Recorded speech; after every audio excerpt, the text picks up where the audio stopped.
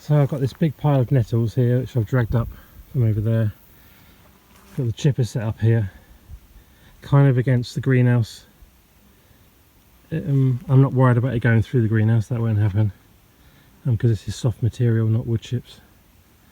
And a small tarp there, and hopefully most of it will bounce off the greenhouse onto this. And this is freshly mowed, so it's quite short and easy to rake up. That's my plan anyway, but I'm just using with what I've got available really. And then with this, if I can mulch all this, and then I'll put it into a barrel, I think, and get the good stuff going. It's going to stink. It's going to be right minging, as Monty says, but it's going to be good stuff for the garden. I'm going to make some nice feed.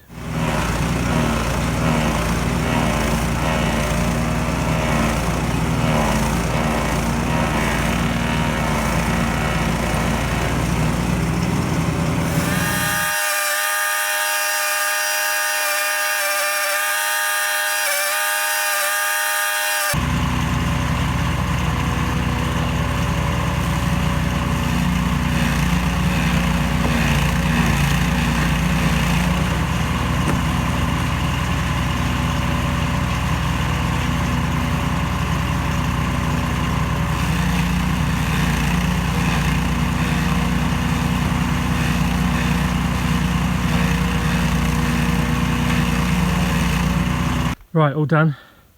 Bit out of breath. That's good, that's how I kind of planned. Some of it went on the roof, but that's fine. A lot of it went on and just rolled off, which is kind of how I planned. And I'm left with this big pile of mulch. I can brush that off, that's no problem. Nice stuff, perfect for plotting down into a nice garden fertilizer. Making some manure tea. Yummy.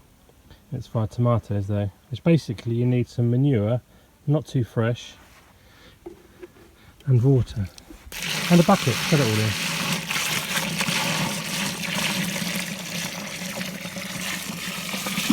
Cover it in water, stir it around, leave it for a bit, and then put it back into the watering can, dilute it a bit, and then pour it on your tomatoes. Well, not on them, but on the ground around them. Just got some more honey combs. I'm going to spin them in the spinner. Centrifugal spinner. And honey comes out the bottom.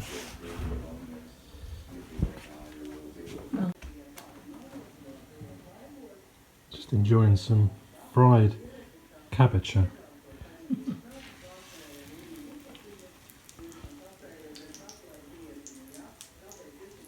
It's cabbage, that's the marrow, courgette, fried courgette. There's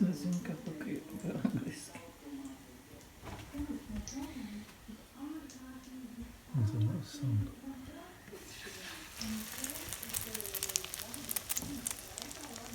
Okay, I've now, you remember last week I did the drip feed,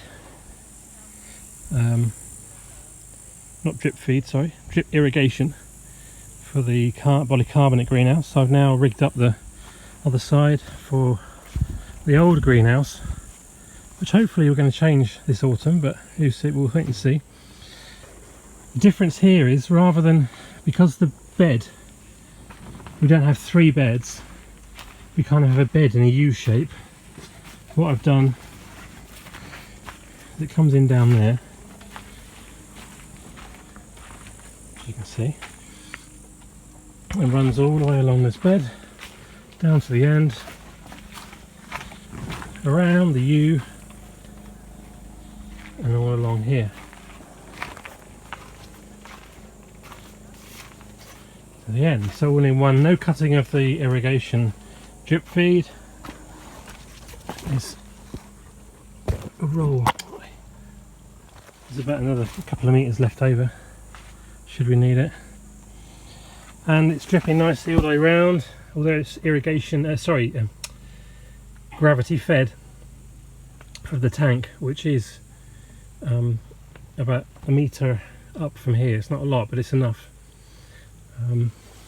That should certainly help with our watering of this greenhouse and make life a lot easier. The first time you switch it on, like I found the other one, it takes a good soaking because the watering hasn't been that effective with the watering can.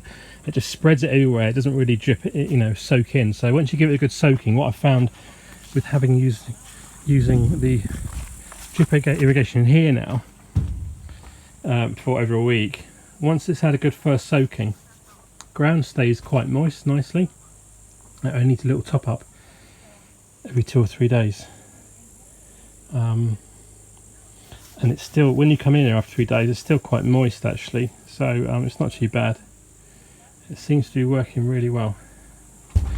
So that's job finished. Just need to fill in the trench now for the hose pipe, and yeah, we're done. That's good. I'm about to plant out these kind of autumnal crops, these radish. They don't look the greatest transplants. They look abused. I need a better way to protect seedlings. I mean, you can see there's insect. We've had really bad weather. But the flea beetles have hopefully finished now, and the weather might be a bit more stable. And once they're in the ground, they'll settle and they should be okay. So we've got some turnips there, some daikon radish, and some, I forget the name of these, they're also radish. They didn't germinate very well, these ones. Daikons were fine and turnips were fine. But yeah, I stick them in the ground, it's the best place for them. Doing some pickled gherkins first. Biomass, yeah? What? Biomass. Biomass, yeah. Marinade gherkins, pickled gherkins, whatever. The season has begun. I'm doing some more work on the chicken coop because I think the wood's coming next week. And so I'm getting ready really by making the nest boxes. 3 nest boxes, I think that's enough. And they're at least 30 centimetres square. They're bigger than that, bigger than the minimum recommended anyway. Half in, half out, and then they're flush with the wire that will come down, chicken wire, to protect. And we'll have little doors here to open, so whoever can get the eggs out. Going for a bike ride down to the lake with Nora.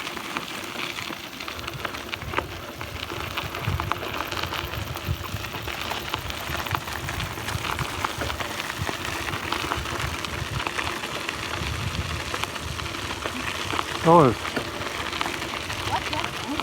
I think there was a snake. Snake?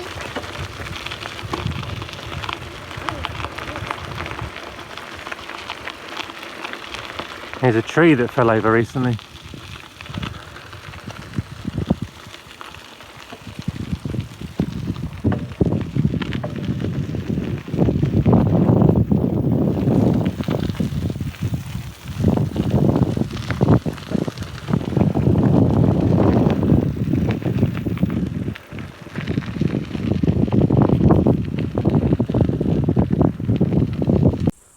Over at the garden, but really looking at this compost heap. I've probably walked past it and not mentioned it, I can't remember. Anyway, the compost in it must be amazing. I wish I could get it out and put it everywhere, but anyway, I only wish that my pumpkins that are down there would look as good as the ones in here, but they are what they are. Lesson learned, I suppose. But there's some, there's going to be some amazing pumpkins. I'm just counting. There's a little one there that will grow. Good one in there. 2 here. One down there. Is that 5? 6. 7. 8. 9. Don't really want 10, 11, 12, 13, 14,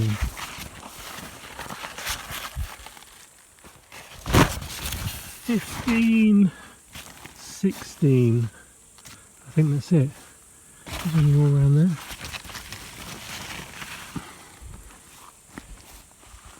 $16 pumpkins.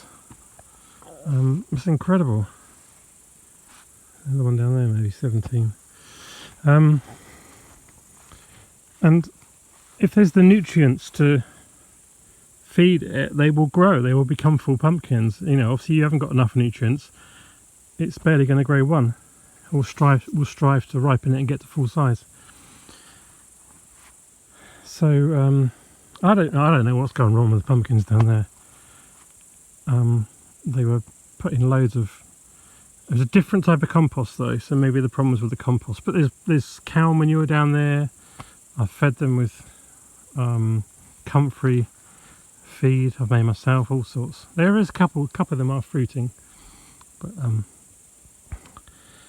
you know, when you got this, and there's tomatoes on it. Whether we'll get any tomatoes, I don't know, because it's not.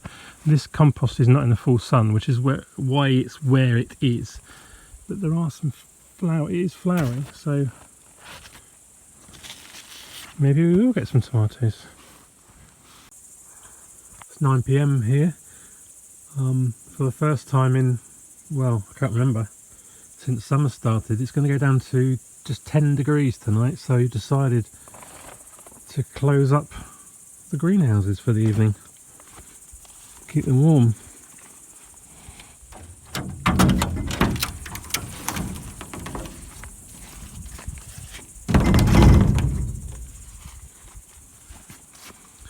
Well, that's the end of another week here on the homestead. Hope you enjoyed the video, and give us a thumbs up if you liked it at any point.